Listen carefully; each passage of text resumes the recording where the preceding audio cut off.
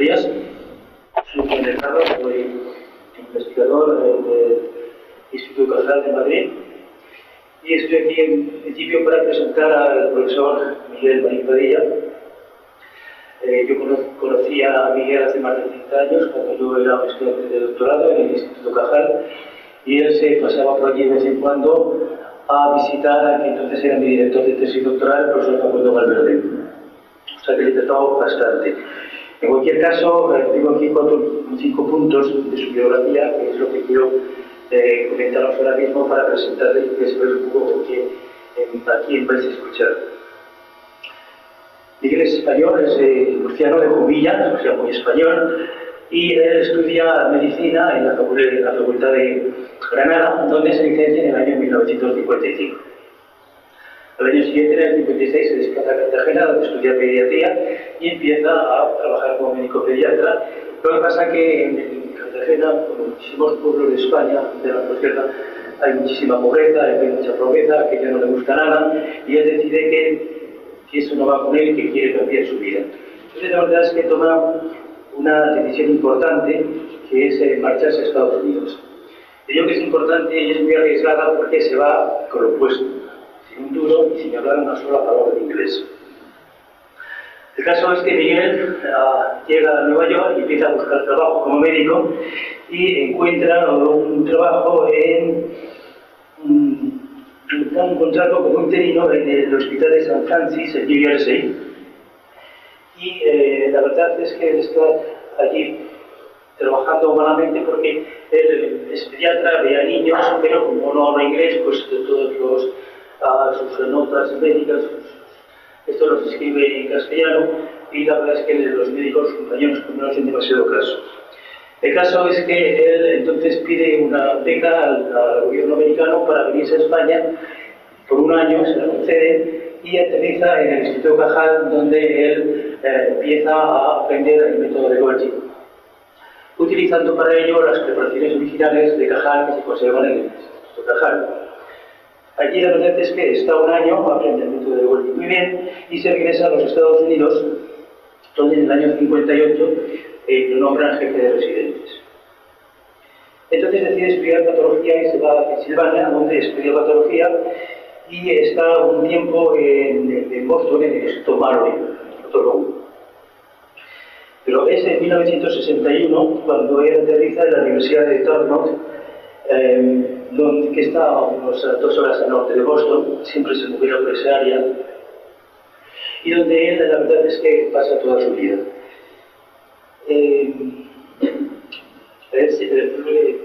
Miguel iba a ser director del Servicio de Patología Pediátrica durante 50 años, da clases en la universidad, investiga, tiene evidentemente acceso a material necrópsico de niños, de fetos y de niños que fallecen en el momento del parto, pero después, y la verdad es que ese material humano él lo utiliza para hacer Golgis y estudiar el cerebro humano.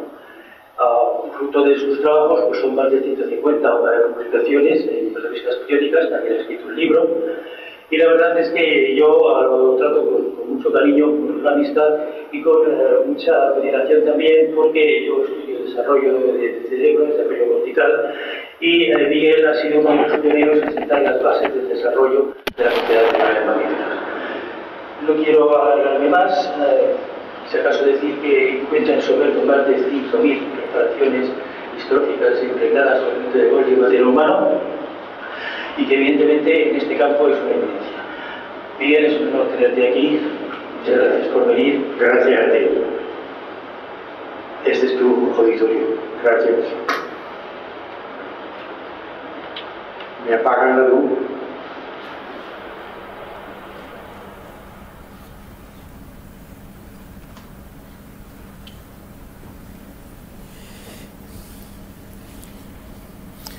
Va a ser difícil que me quede aquí, pero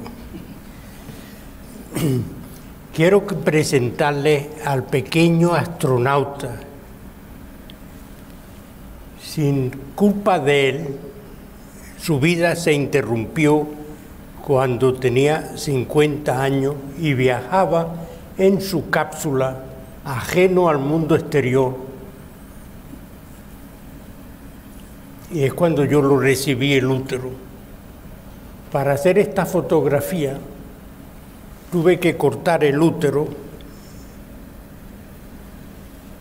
lentamente, cortarle los músculos lentamente para que no se me contrajera hasta que pude liberar la cápsula amniótica con el astronauta dentro.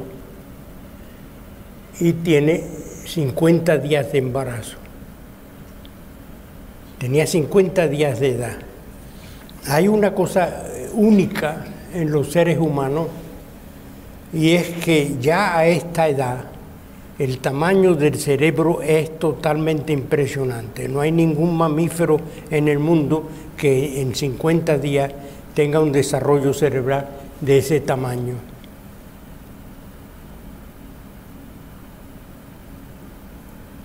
O sea que está implicando que el cerebro en los seres humanos es de primera calidad y hay que saber utilizarlo. Y este muchacho, que era muchacho, me enseñó muchísimo de lo que es el cerebro a esta edad, muchísimo. Y le debo a él más que a todos los gran que me han dado en toda la vida. A este le debo mucho más, porque me enseñó realmente cómo el cerebro empieza a organizarse en el principio de su vida. No voy a hablar del cerebro normal, porque voy a hablar del cerebro anormal. El niño al nacer se encuentra con unos problemas inmensos de sobrevivir fuera del calor de la madre, y se encuentra que tiene que respirar por él mismo por primera vez y tiene muchos problemas respiratorios. Ese es el problema principal de los niños cuando nacen. Y si ese sistema respiratorio no funciona muy bien, el cerebro se va a dañar. Y yo he estudiado durante toda mi vida qué es lo que pasa cuando el cerebro se afecta al principio, porque el niño va a seguir viviendo, ¿no? Entonces importante es eso. Y claro, es muy difícil estudiarlo, en primer lugar porque para estudiar el cerebro el niño tiene que morir, y no todos mueren, gracias a Dios, pero los que mueren hay que estar preparados para poder estudiar el cerebro lo mejor que pueda. Y eso es lo que he hecho durante toda mi vida. Y la idea que quiero proponerles es que si hay una lesión en el cerebro, va a alterar las neuronas de una manera muy peculiar, y que esa alteración neuronal es la que eventualmente va a producir unas contracciones musculares anormales, porque la epilepsia sencillamente es contracción aberrante de los músculos, pero son los músculos los que se mueven, y el origen puede que esté en el cerebro.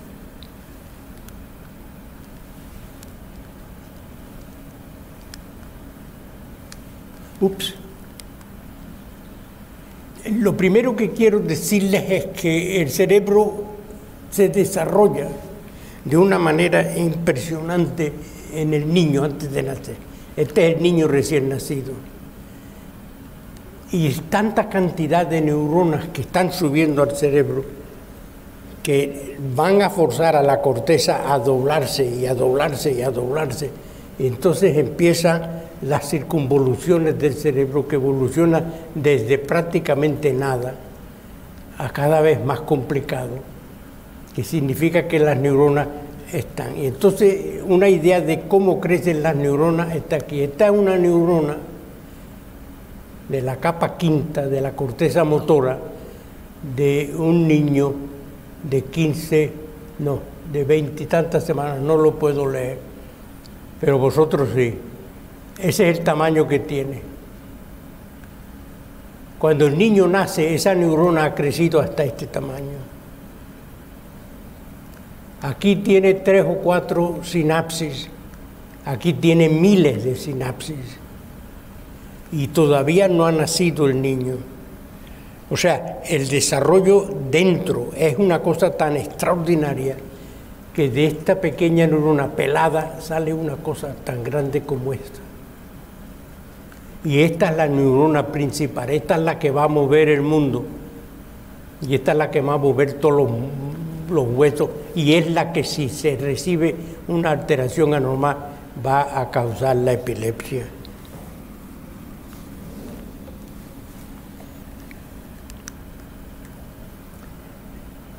El daño cerebral perinatal, hay dos tipos fundamentales, que son las hemorragias y los infartos.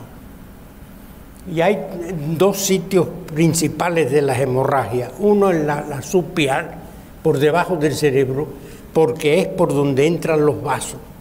Y un vaso que está creciendo, entrando, es más sensible al oxígeno que uno que ya está formado. Entonces eso. Y la otra son las periventriculares, porque en la periventricular está la zona marginal, que está perdiendo neuronas porque están emigrando hacia arriba. Y mientras las neuronas van emigrando, la vascularidad es menos necesaria y los vasos en la región periventricular empiezan a desaparecer. Y en esos procesos de desaparición son más sensibles a la falta de oxígeno. Y las otras son las isquémicas, que son muy frecuentes en la sustancia blanca, en la sustancia gris y prácticamente en la región periventricular. Las lesiones hemorrágicas isquémicas son más raras. Y las lesiones pueden ser de días, que son agudas, de semanas, de meses o de años. Y hay que estudiarlo en esos distintos estadios.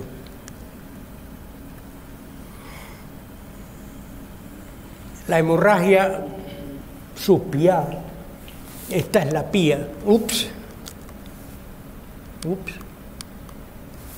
¿Dónde voy?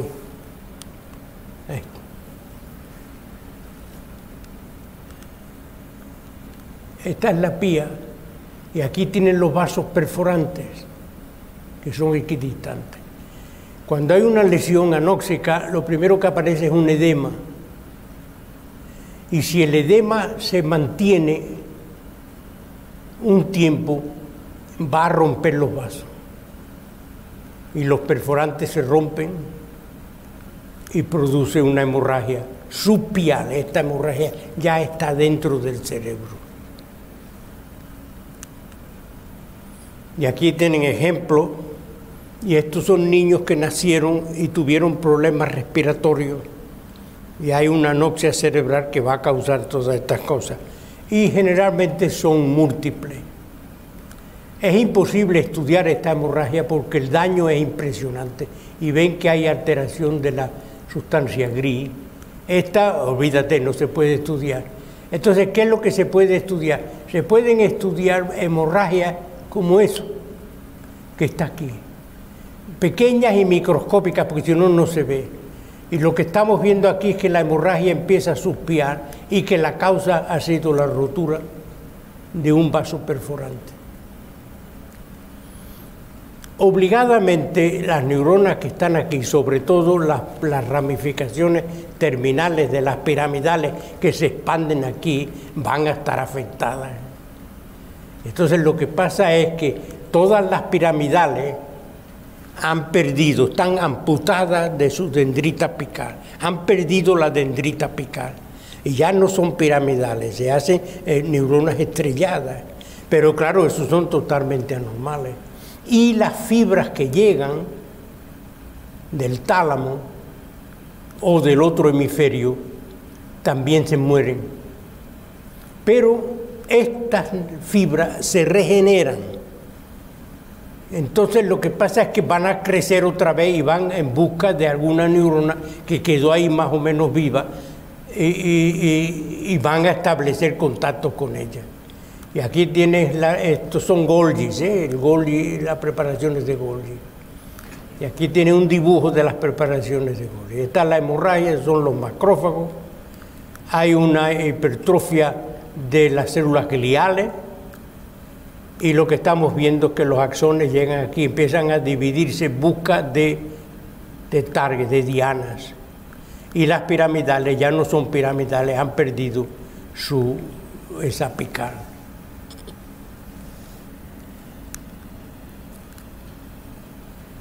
Otra causa que produce la hemorragia es que la membrana del cerebro se rompe. Y entonces crean heterotopia meningea, que parte de la sustancia gris escapa.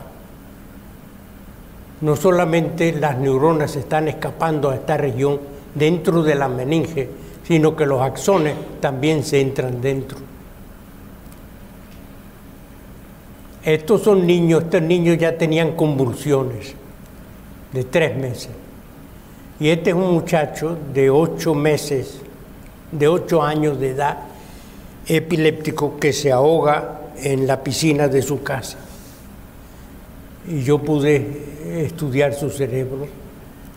Y aquí se ve la superficie del cerebro con la capa primera y la heterotopia que ha salido.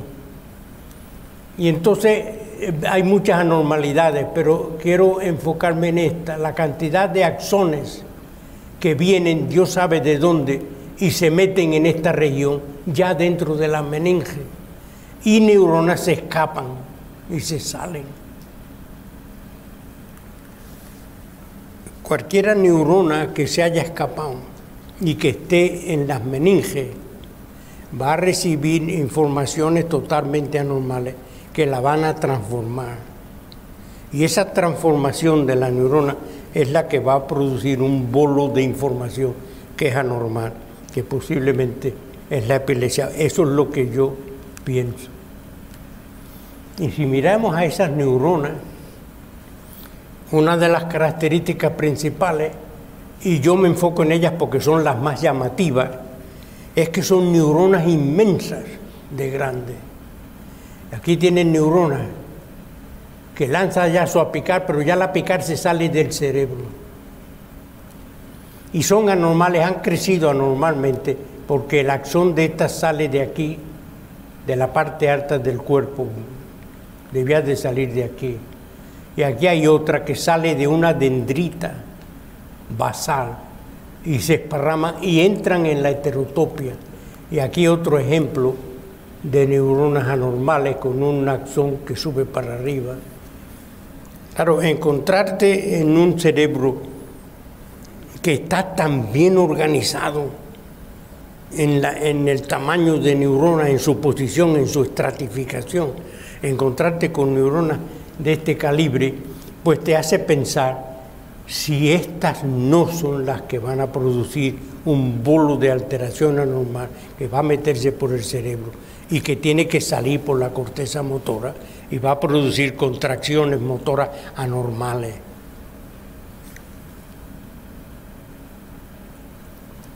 Neuronas anormales las describió un individuo en Inglaterra hace ya mucho tiempo, pero no utilizó el Golgi. O sea que eran neuronas que el cuerpo de la neurona era grande, pero nunca llegó a saberlas. Esta es la primera vez que neuronas que posiblemente pueden ser epileptogénicas se pueden ver. Y nos metemos en las hemorragias.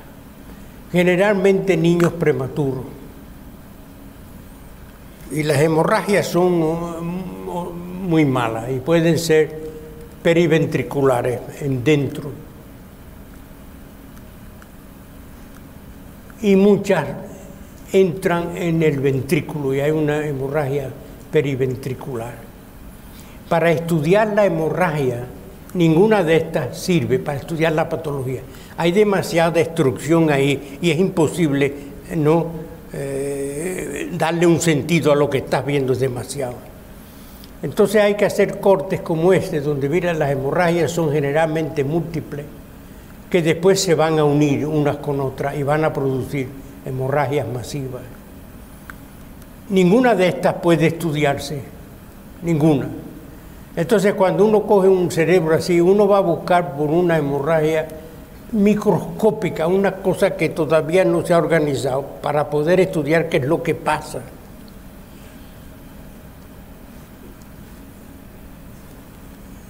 Y después de mucho trabajo, pues uno es capaz de ver qué es lo que pasa ahí. Estos son imágenes de un vaso que está afectado, pero muy al principio.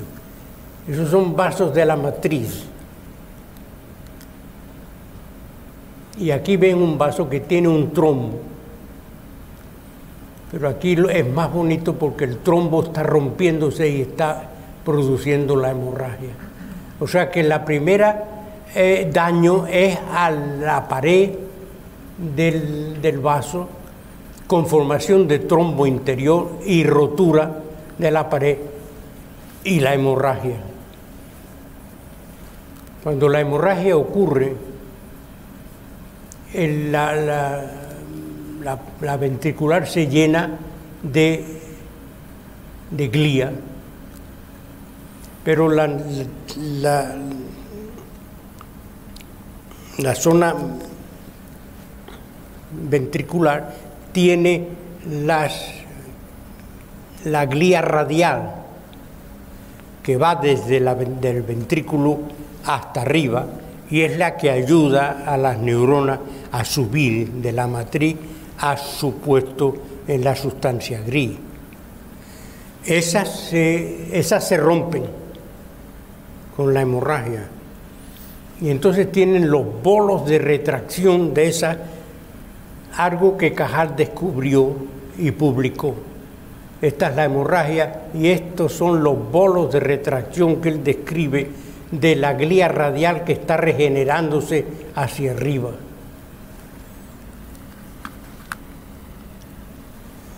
¿Qué pasa cuando la glía radial se rompe? En primer lugar, las neuronas ya no pueden subir. Esa es la primera, ya no pueden subir. Y la segunda es las que van en camino en la glía radial. ¿Qué les pasa? Ya no pueden seguir y se salen de la glía radial y depende de dónde estén se transforman en glía, perella, en astrocitos o en neuronas. Y la combinación de neurona y astrocito crea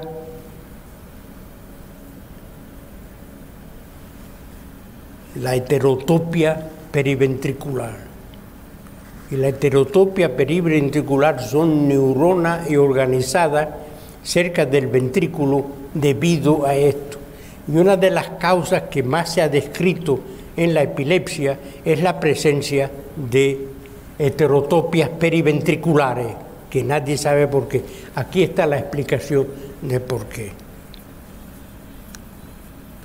Y esos son heterotopias periventriculares. Ups. Esa es una heterotopia que es un grupo, un bolo de neuronas que está muy cerca de la sustancia blanca y puede recibir información de la sustancia blanca. Y esto es un Golgi, la cámara lúcida de eso,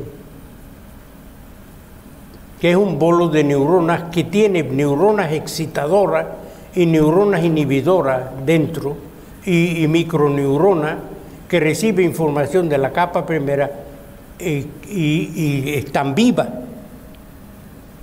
Y están vivas y tienen que mandar su axón a algún sitio.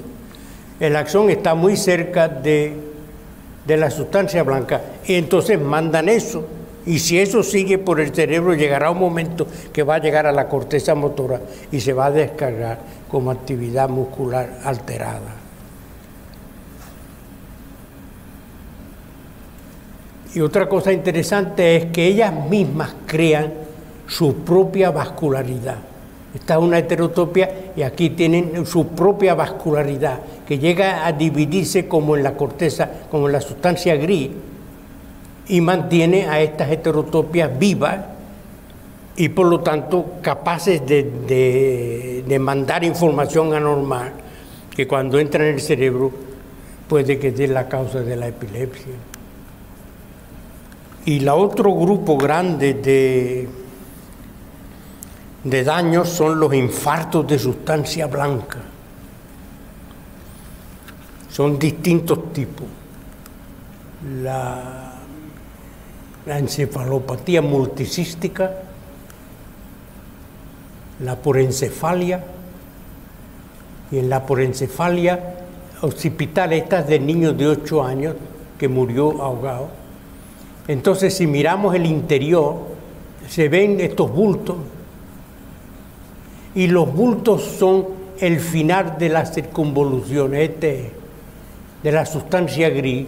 Entonces ahí lo ves, porque no hay sustancia blanca. Pero hay otros más pequeñitos, y estos pequeñitos que hay ahí son las heterotopias.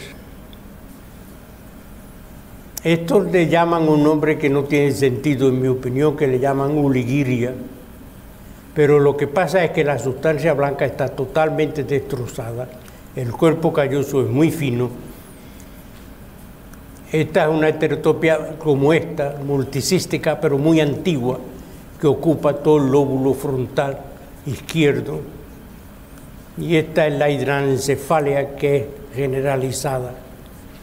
Entonces, todas estas enfermedades rarísimas que te las describen, tienen unas cosas que todas la comparten. Y es que la sustancia gris está viva en todas ellas. O sea, todas tienen la sustancia gris viva. Y claro, la razón es que la sustancia gris tiene su propio sistema vascular, que viene directamente de la meninge y mantiene a las neuronas vivas. Pero claro, ¿qué hacen estas neuronas ahí dentro? O sea, ¿a dónde van? ¿Dónde mandan la información? Porque tienen toda la conexión con la sustancia blanca eliminada, pero están vivas. Y quiere decir que la función de ellas va a algún sitio. Y este es un infarto de sustancia blanca. La sustancia blanca está totalmente destrozada y se va a vacuolizar y va a desaparecer. Pero lo interesante es que la sustancia gris está viva. Incluso en esto que de la corteza visual, la estría de Genari, que es fundamental en la visual, está viva todavía. Entonces, uno se pregunta, ¿cómo es posible que estén vivas? Si toda la información que reciben ya no la reciben, y toda la información que tienen que mandar tampoco va a ningún sitio. Están vivas por la vascularidad típica de la sustancia gris, que los vasos entran de fuera y entonces la mantienen viva, porque los perforantes entran por aquí y salen, entran y salen, entran y salen. Y la circulación en la sustancia gris es continua durante todo el tiempo que uno está con vida, rápidamente, y permite a las neuronas seguir funcionando. Entonces había que estudiar Golgi aquí, o sea, porque es que esto no te dice nada. Y por eso no se ha sabido nunca qué es lo que pasa aquí. Entonces, con los cortes de Golgi, este es el de hematocilina, es decir, la sustancia gris está viva. Y esta es la corteza visual, esta es la estría de Genari. Pero aquí se muere todo. Entonces lo que hace el cerebro, que es muy listo, hace una vena transversal a través de todo esto que mantiene la circulación para arriba y para abajo, para arriba y para abajo, sin necesidad de ir a ningún sitio. Y las neuronas que quedan por debajo de eso están todas muertas, pero las neuronas que hay aquí están vivas. Y están vivas, por ejemplo, aquí. Estas son unas neuronas piramidales. Esta es una neurona bipenachada de Cajal. Estos son los capilares que están vivos en estos sitios. Y aquí hay una neurona, una basket. Yo describí los baskets, que son las neuronas inhibidoras más importantes. Y aquí hay una neurona basket asociada con piramidales. Y todo lo que pone un A, que yo no lo puedo ver desde aquí, no sé si lo van a ver, es el axón de esta neurona, este es el axón. Y estos son ramificaciones del axón. O sea, que todo este campo está ocupado por el axón de esta neurona basket.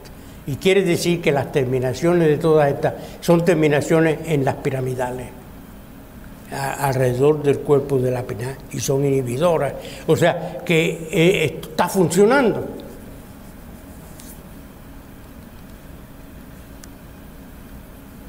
Y esto es un dibujo de eso.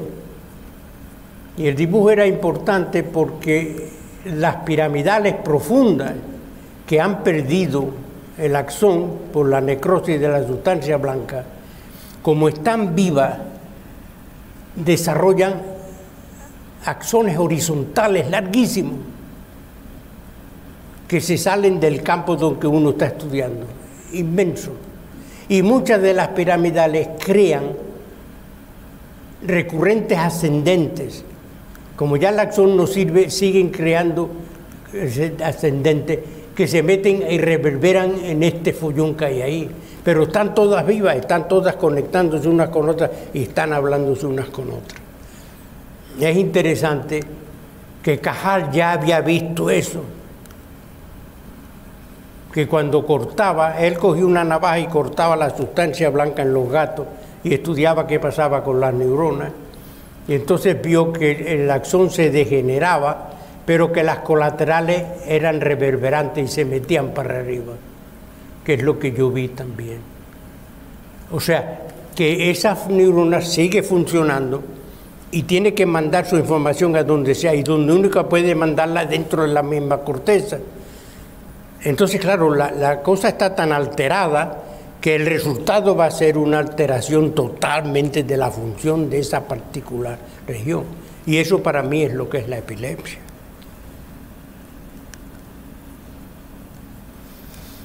Y este es un niño epiléptico que tenía una lesión, un hidrocéfalo. Hicieron una biopsia los cirujanos para ponerle un tubo de drenaje, que no sirve para nada, pero bueno. Y entonces yo estudié el cerebro de este niño. Y la capa primera de un niño, de este mismo niño, pero fuera de donde tenía la lesión. Tiene la capa primera y las neuronas perfectamente localizadas, eso está normal. Pero en el niño con epiléptica, la capa primera está inundada de neuronas que han emigrado hasta aquí. Eso desde luego es totalmente anormal. Y si uno estudia las neuronas aquí, uno encontraba que había neuronas donde no deben de estar, y desorientación completa de las neuronas, desorientación dendrítica que solamente indica que están respondiendo a axones que vienen de aquí o vienen de aquí, o sea, no es ya lo normal. Y algunas eran gigantes, algunas eran monstruosas en tamaño, como esta.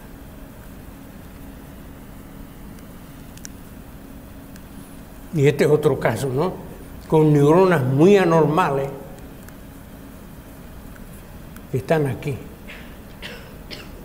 Y con vasos muy grandes, que son vasos postinflamatorios. Este ya no es un vaso normal del cerebro, este es un vaso del proceso inflamatorio que ha habido en el cerebro.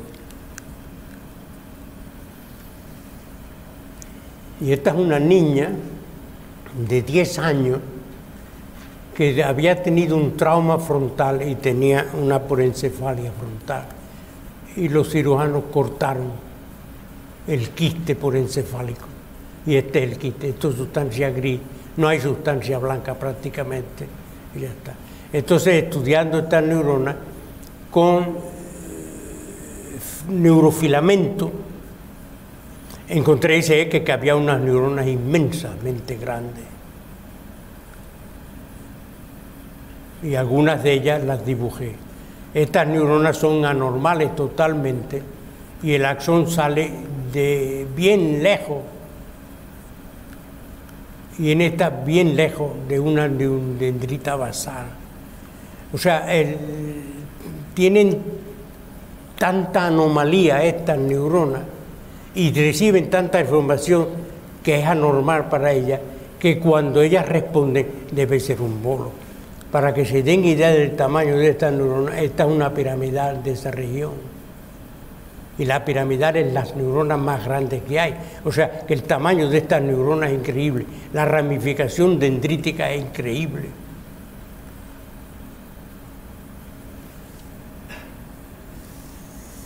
Es necesariamente obligatorio que cuando esta neurona manda su información va a ser muy distinta de la que manda una piramidal normal.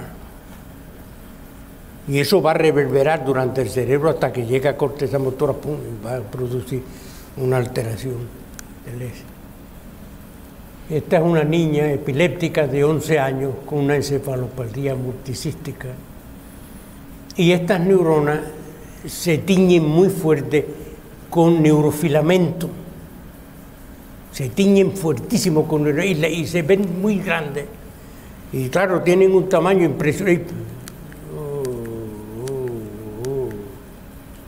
Tienen un tamaño impresionante. Y son neuronas anormales. Y es curioso porque quería yo identificar qué clase era de esta neurona. Entonces vi que había botones alrededor de las piramidales, que son las cestas periventriculares de las basket cells. O sea que había una hipertrofia de las basket cells. Y se veían siempre que muchas de las terminaciones terminaban alrededor de cuerpos neuronales. O sea que son basket cells inhibidoras hipertróficas. O sea que la actividad es tan grande ahí que las inhibidoras tienen que trabajar doble y entonces también se aumenta. Y lo último que es el crimen horrible del niño zarandeado. Estos son pobres seres que el padre o la madre, porque llora mucho, le sacuden el cerebro y producen unos daños cerebrales impresionantes. Y yo tuve oportunidad de estudiar solamente dos casos. Uno en el Dharma y otro en la Clínica Mayo cuando hice un año de sabática allí.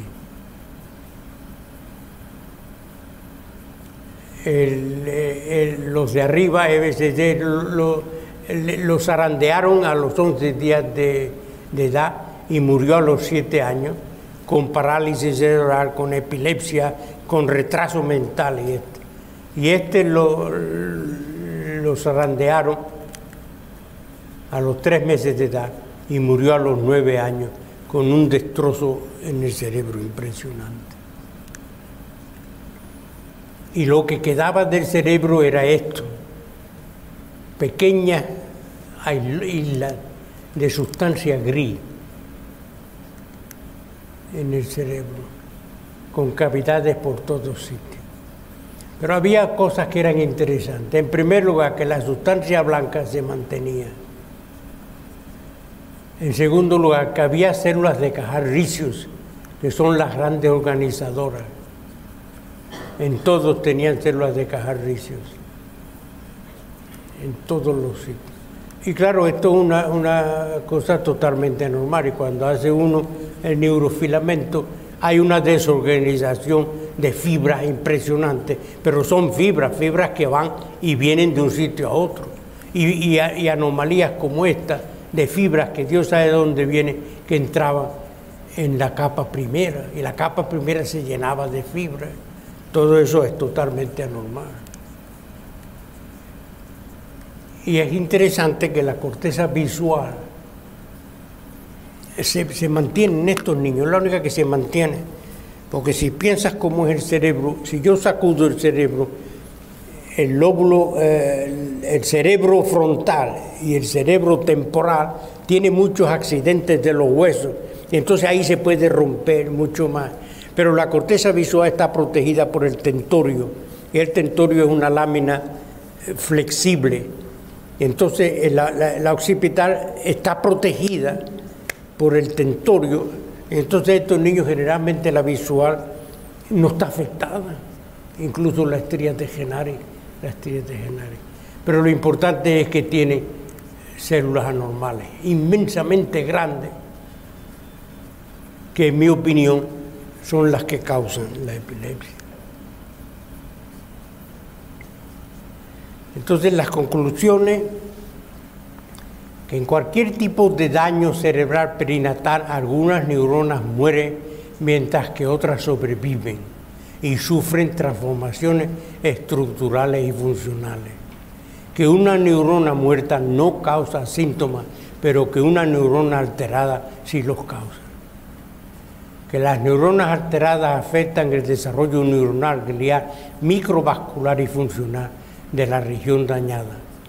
Que la actividad neuronal normal o alterada de la región dañada se transmite a través de regiones interconectadas hasta la región motora y se expresan en una actividad motora hora controlada, hablar, escribir, o hora descontrolada, que es la crisis epiléptica. Eventualmente las neuronas, los capilares sanguíneos terminales, axónicos y la neuroglia de la región dañada es una neuropatología alterada que afectará el desarrollo postlesional del cerebro del niño. La neuropatología alterada del cerebro del niño epiléptico jugará un papel fundamental en la patogénesis de la epilepsia y de otras secuelas neurológicas. Y eso es todo lo que yo tengo que contaros. Es un trabajo de más de 50 años, o sea, no crean que esto salió así de la nada, o sea que es un trabajo de toda mi vida, coleccionando el material y estudiando. Y con eso termino.